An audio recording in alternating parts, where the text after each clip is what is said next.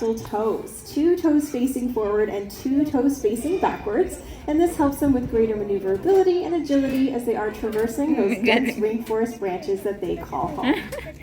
And even though they spend most of their time within the trees, it is a remarkable sight to see these birds take flight. Look, Getting up to speeds of up to 50 to 60 kilometers an hour. They'll use those long tail feathers of theirs to steer themselves through the trees, and then they'll fan them out when they need to slow down and land safely. But I do think that Benny, our blue-throated macaw, as well as Fever, our scarlet macaw, have done a great job for us today. Let's hear it for these two. African pied crow. A member of the corvids, which include the magpies, the jays, as well as the ravens, these birds have an intelligence comparable to chimpanzees and dolphins. Unfortunately for them, however, they still carry a pretty bad reputation of being dirty, as they are most often seen perched along the roadsides feeding on our garbage and roadkill. But by doing so, it's doing quite the favor to you and I, as well as the environment, by helping to stop the spread of harmful germs and bacteria.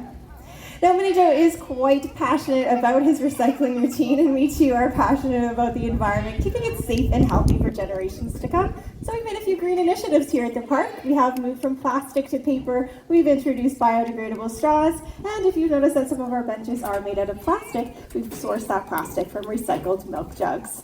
But Mini Joe's final message for you all is, of course, to reduce, reuse, and recycle. He says if a crow can do it, so can all of you. Let's hear it for him today.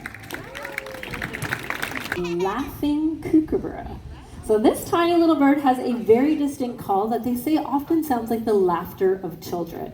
How they use it is quite often as a territorial call, so they'll make their way to the edge of their territory, laugh out loud, wait for the neighboring kookaburra to laugh back, and that would establish where one territory ends and the next one does begin.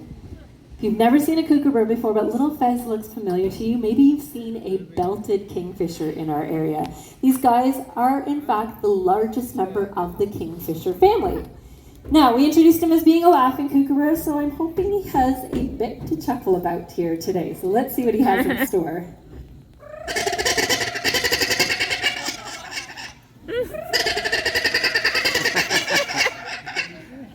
Couple good laughs, couple good flights. I think he's done an excellent job for us. That was Fez, our laughing kookaburra. The case with our next bird coming on in will be Papaya. Papaya is our chestnut mandible, otherwise known as a Swainson's toucan. Now, she is the second largest species of toucan in the world, second only to the Toko toucan. And you can find these birds making their homes in the dense rainforest canopies of Central and South America. And the first thing you're going to notice about papaya and toucans in general is that great big bill of hers. Now, this can reach about 4 times the size of her skull, approximately the entire length of her body. Now, that seems like a pretty heavy thing to be carrying around, and it's mostly related to something that you have in your own backyard, something that is native to Ontario, and that is the woodpecker. 2 things that they share are a feather-like tongue and zygodactyl toes. But I do think that Papaya has done a fantastic job showcasing her beauty for us today. So let's hear it for Papaya, our chestnut mandible toucan. One of our stars, he is in fact one of the veterans out here today. He's 32 years old. Pretty impressive, right? But he's a vet. They live a long time. He'll live anywhere from 50 to 60 years of age. So 32 years for him has been lots of practice doing this and lots to say. So let's start off with very cheerful today, Fernando. Now, he is polite, so he has a question he likes to ask the audience. Bit of a mumbled, how are you? But I do see some smiles out there. Now, Megan pointed out his name. His name is Fernando, but we call him Nando. And so much, in fact, he has learned to sing it for us. What's your name? That's right. Looking for our attention, he hollers out in the exact way you just heard. He loves attention. He's a parrot. He also likes to play games. So what is his favorite game to play? I think you might figure it out. Enjoys a good tickle, of course. Now, just like you and I, when little Fernando is tickled, his response is often a bit of laughter. Gets a few chuckles out of him. Now, he's our master of sound effects. He has a few he's going to share. First off, us drinking that nice cold glass of water on that hot safari day.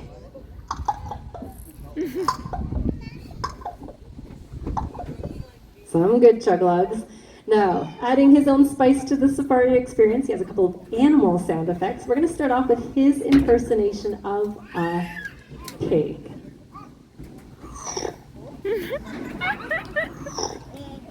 Rude, right? Well, Fernando's not done yet, though. He barks like a dog. Huh?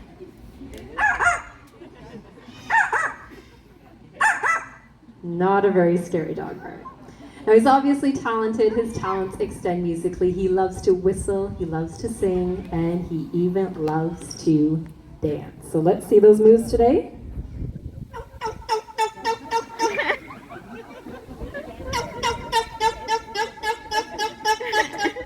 Alright, he's all warmed up. He's ready to whistle now. Keep in mind, when he whistles for you, it's different each and every time because he makes it up as he goes along. So I'll see what he has for you all today. Shall we whistle?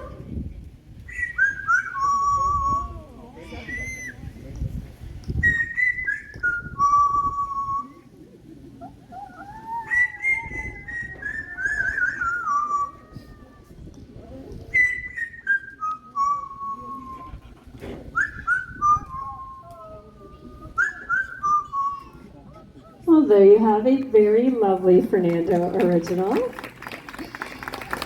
All right, happy to see you enjoyed his whistling. Unfortunately, his abilities to sing, well, they're not the best. He tries his hardest, though, and he has a tune he likes to sing, so I'm hoping with your imagination, you may even recognize it.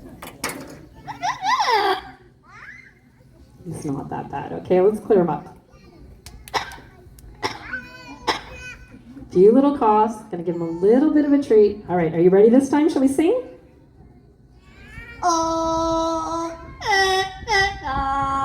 Okay.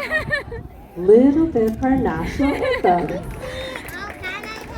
Yeah. Why is that Fernando's favorite song, right? Well, he hatched here in Canada. He's very proud of that fact. So he'd love to sing one more time for you. Shall we sing again?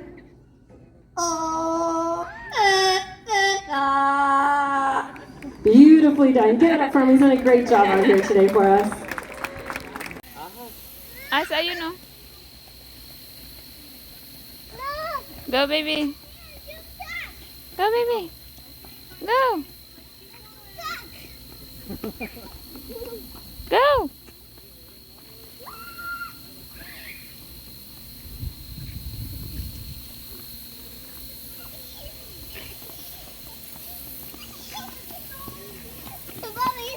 Are you wet? No, come on. Now, you guys are all so brave because I didn't tell you what you'd be doing today. Just this way. All right, so the next birds coming out today, they sometimes get a bad reputation, but I assure you, you guys will all come back in one piece, mostly. Now, these birds are often seen alongside the road eating roadkill and things we just don't want to look at. But they are incredibly important in our ecosystems, and I'll touch on that later. Now, on your left, out comes Murphy and Kirby, and they are a pair of black vultures.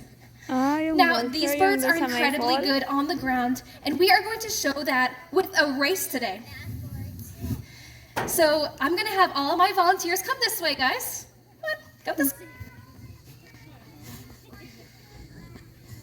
All right, come make a line right on this side of me. Come on, this way. Awesome. This is going to be our starting line. All right, so when I count down, you guys are way to that gate, okay? Where we came in at. My only rule is you guys have to stay on this side of me because the birds have this side. Because while they do eat roadkill, they don't want to be roadkill. Do we have any support for our volunteers? Awesome. What about the vultures? All right, it's going to be a close race. I need you to cheer for your team as loud as you can. In 3, 1, go!